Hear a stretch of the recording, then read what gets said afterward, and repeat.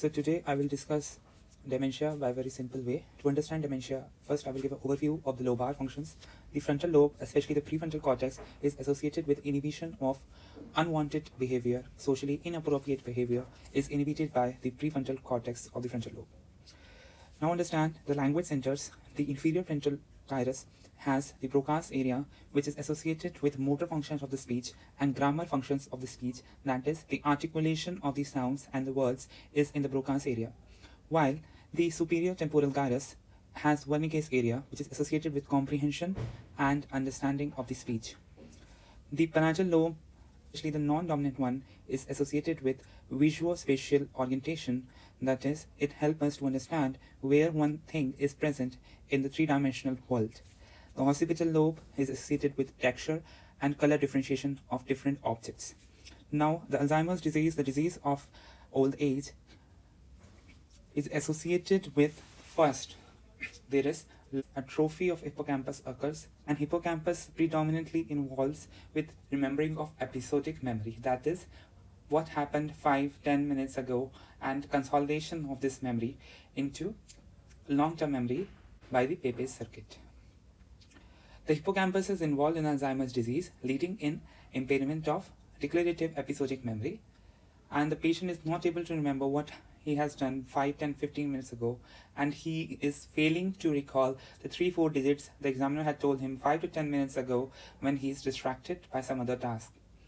Now understand that the Alzheimer's disease predominantly involves the parietal and the temporal lobe. Involvement of the parietal lobe leads in loss of executive functions, that is, the person becomes less organized and has less motivation. There is a loss of insight into this disease, and the patient is not able to understand what is happening to him because he is not having insight, and there is a deficiency in the visuospatial orientation, and the patient gets easily lost in familiar places. Involvement of the temporal lobe, especially the areas of the comprehension, will lead to difficulty in finding relevant words and difficulty in finding the meaning of words.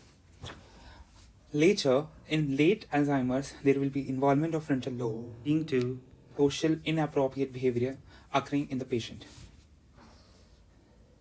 Now understand Pick's disease. In contrast to Alzheimer's disease, the frontal part of the brain is involved early. There is a frontotemporal dementia.